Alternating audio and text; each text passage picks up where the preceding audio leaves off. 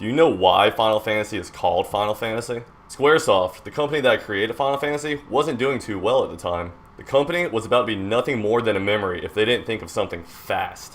Practically accepting defeat, they wanted to go out with one final bang. This is what became known as Final Fantasy. Surprised with the success, the company turned around, and they're doing successful even now to this day. Here at Stat Boost, me and Anthony grew up when Final Fantasy VII reigned supreme.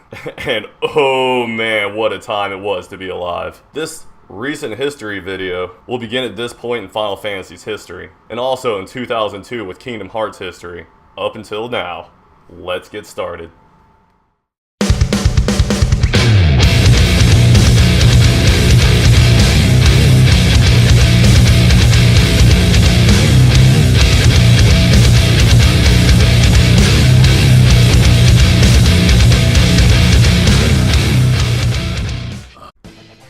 The year was 1997. When Final Fantasy VII was first released, it redefined what it meant to be a video game.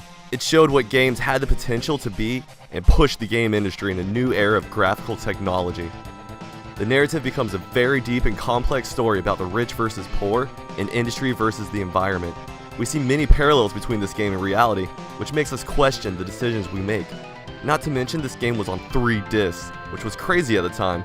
This also showed how incredibly long the game was. You wanted to play it through to the end. Not just because it was fun, but because you gained a certain sense of accomplishment finishing a super long and intense game. It was really like a book when you think about it. Final Fantasy VII was amazing for these and so many other reasons. It is a legacy title that will go down in history as one of the best. Getting into 1999, Final Fantasy VIII followed similar suit to 7, but still found a way to be unique. One of the first obvious differences with 8 was that it now had 4 discs instead of 3, adding to the long gameplay of the game, which is one of the main reasons people enjoy Final Fantasy to begin with. You can immerse yourself into a world with an incredible story to tell through the ages. Again, these games are like books. Also, who could forget the incredibly creative Gunblade first featured in Final Fantasy VIII? A gun and a sword put together in one weapon.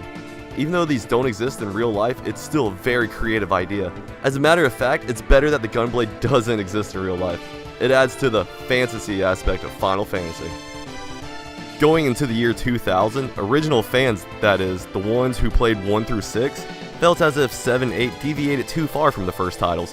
Final Fantasy IX was what creator Hironobu Sakaguchi thought of as their closest interpretation to what a Final Fantasy game could be. Understanding their concern, Sakaguchi made sure to find a way to keep his first supporters loyal. One of the biggest throwbacks to the original Final Fantasy was the Black Mage. In the original, it was just the sprite used for a mage character, but became a full fleshed out character in Final Fantasy IX, Vivi. Old and new fans alike can appreciate this powerful mage. Vivi is also one of the most beloved characters in the Final Fantasy franchise. If you ask people about their favorite character in the series, Vivi is bound to come up very often. Let's jump 1 year into 2001. Much like Final Fantasy VII, Final Fantasy X ushered in a new era of graphic technology to the franchise. One of the first things people noticed between these two titles was the differences in the amount of discs and the migration to the PlayStation 2. With new technology came more data that was able to be stored on a single disc, so multiple discs were no longer needed to fit a complete game. Along with this new technology also came some upgrades. Ones that stand out the most are cutscenes becoming better detailed and the introduction of voice acting. Final Fantasy X also spawned Final Fantasy X-2, the first sequel to any title in the series. X-2 was also the first mainline title to be produced by Square Enix. Up until this point, Final Fantasy was produced by the development company Square in Tokyo, Japan. Enix, another development company in the same city, best known for their JRPG series Dragon Quest, absorbed Square in a corporate business deal in order to improve both companies. Square also had the wildly successful new IP, Kingdom Hearts, before the merger, which found a new home at Square Enix. 2002, now this year is a big one. Kingdom Hearts took the traditional RPG and expanded it into the action genre. Players still had the familiar elements of special character techniques, leveling up, and customizing stats with different items and abilities. The combat system would see a distinct yet still favorable turn. The traditional turn-based system would be swapped out in favor of an action-style combat system. This different type of battle system would provide real-time attacking and gave the player actions such as an attack button like you would see in a hack-and-slash game. Another clear difference between Kingdom Hearts and Final Fantasy was the integration of Disney's iconic characters, including Mickey Mouse, Alice from Alice in Wonderland, Goofy, Jack Skellington, The Little Mermaid, Aladdin, and many, many more. The Disney characters brought major attention to the game and is what helped it reach its impressive 20 million sold copies. Kingdom Hearts paid tribute to its iconic Final Fantasy series as well. Squall from Final Fantasy VIII now goes by Leon, for example. He plays a supporting character in the story and helps Sora through his journey. Sephiroth even makes an appearance where you can fight him. Other characters made appearances too, including Tifa, Vivi, Auron, and many more. In the same year, we saw the release of Final Fantasy XI, which continued to broaden the series by becoming the first MMORPG for the franchise. It was well received and given positive reviews. Several players were upset to see the absence of a player versus player, or PvP, mode in the game, however. This kept the game from seeing its true potential in the MMORPG series. After all is said and done though, Final Fantasy XI was still a decent game. A few years later, in the year 2005, Square Enix would have another mainline release in the Kingdom Hearts franchise with Kingdom Hearts 2. Kingdom Hearts 2, like many other Square Enix games, came attached with positive reviews and great gameplay. Sora even obtained a new ability called Drive Form, which let him wield 2 Keyblades at once. The addition of new worlds and better gameplay made Kingdom Hearts 2 an excellent sequel to the original. This well-received game won several awards and further broadened the audience and solidified the loyalty of its fanbase. And just 1 year after that, Square Enix knocked it out of the park once again with Final Fantasy XII. It even spawned its own sequel on the Nintendo DS titled Final Fantasy XII Revenant Wings. And now comes another remaster, Final Fantasy XII The Zodiac Age, which was just released last month in July 2017 for the PlayStation 4. This came with an HD remaster, which makes the game look 100 times better. It also now has trophies that are obtainable. Good news for all you completionists out there. Jumping into the year 2009, Final Fantasy XIII spawned a new favorite character in the series, Lightning. 13 also spawned 2 sequels, Final Fantasy XIII 2 and Lightning Returns Final Fantasy XIII. The battle system and visually striking cinematics were praised by critics, but felt quite the opposite about the linear nature of the game. Many Final Fantasy fans enjoy the exploration aspect of the game. Finding secrets, talking to NPCs, and exploring an open world are what make the franchise appeal to so many people. The distinct shift was hard for many people to get used to or enjoy. If you look up review scores from notable critics, you'll see the majority loved the game's mechanics, but the linear nature was something to not look past, giving the game lower scores than their average Final Fantasy release.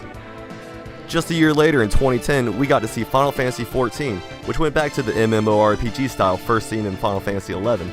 Sadly, negative reception of the game now plagued the series. Final Fantasy XIV, A Realm Reborn, however, was released in response to that negativity. This significantly improved mechanics of the game and saved the 14 title from being a total flop.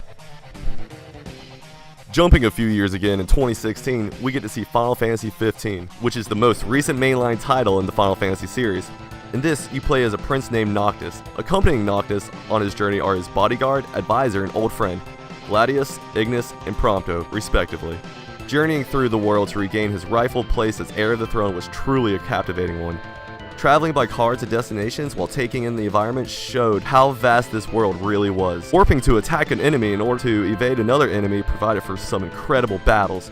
Noctis' requip ability, which is the ability to summon several different weapon types, added to the effects of the Warp Strike. By the way, the only place I've ever heard the word requip to describe this ability was in the anime Fairy Tail. Not sure if they coined in on the term or not, but I've never heard it anywhere else and I think it's worth noting. What companies Enix and Square have both built together as the combined Square Enix is truly legendary.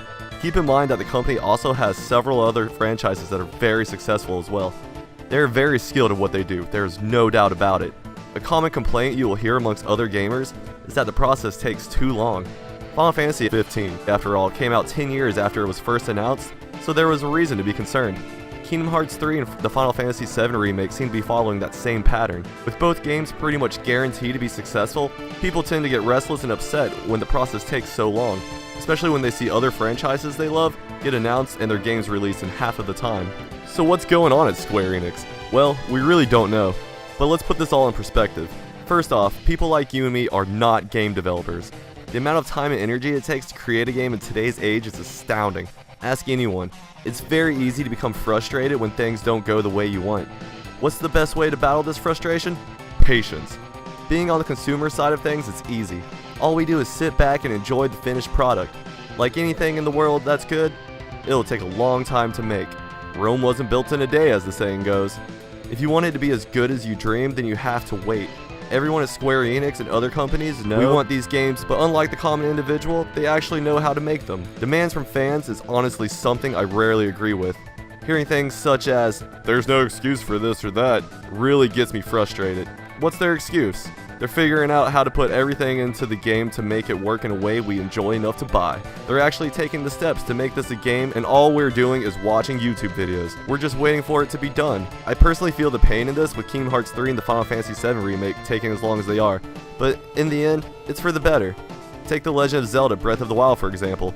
This was a game developed by Nintendo that is highly praised by its fans, much in the same light as Final Fantasy and Kingdom Hearts. It was a game that took incredibly long to release with multiple delays. The wait hurt, but in the end, it was all worth it and so much more. I believe this is how it will be with Kingdom Hearts 3 and the Final Fantasy VII Remake. All the waiting will be worth it when the time comes. Hey guys, thanks for watching our video all the way through to the end. If you haven't already, like, share, comment, subscribe. Let us know if you liked the video or not. We value your interests and thoughts here at Stat Boost, and we would like to make content that you would like to see.